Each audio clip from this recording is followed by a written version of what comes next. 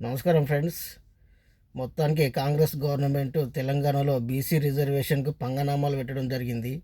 ఎలక్షన్లో కామారెడ్డి డిక్లరేషన్లో 42% రిజర్వేషన్ ఇస్తామని ప్రజలను నమ్మించి చాలా బాగా మోసం చేయడం జరిగింది. తెలంగాణ ప్రజలకు అర్థం కావాలి, ఇప్పటికైనా గమనించుకోవాలి.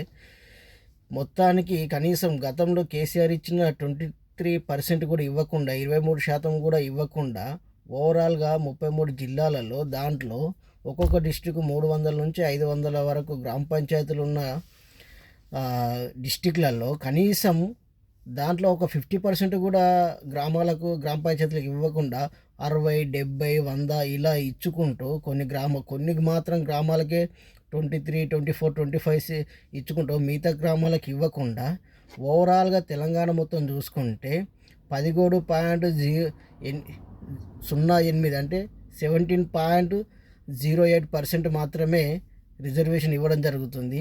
కనీసం కేసీఆర్ ఇచ్చినంత కూడా ఇవ్వలేకపోతారు వీళ్ళు.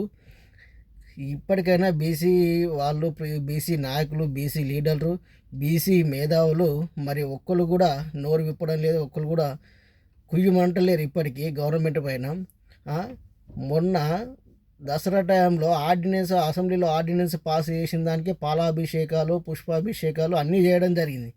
మరి ఇప్పుడు ఏ అభిషేకాలు లేవు, ఎవడు మాట్లాడతలేడు, ఎవడు క్వశ్చన్ చేస్తలేడు. కనీసం గవర్నమెంట్లో ఉన్న బీసీ మంత్రులు కూడా నోరు విప్పడం లేదు.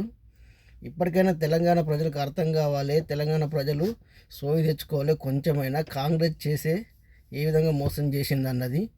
ఎలక్షన్లు వస్తున్నాయి కదా అని బతుకమ్మ పండుగకు చీరలు వంచక ఇప్పుడు గ్రామ పంచాయతీ ఎలక్షన్లు వస్తున్నాయని చీరలు వంచుతారు.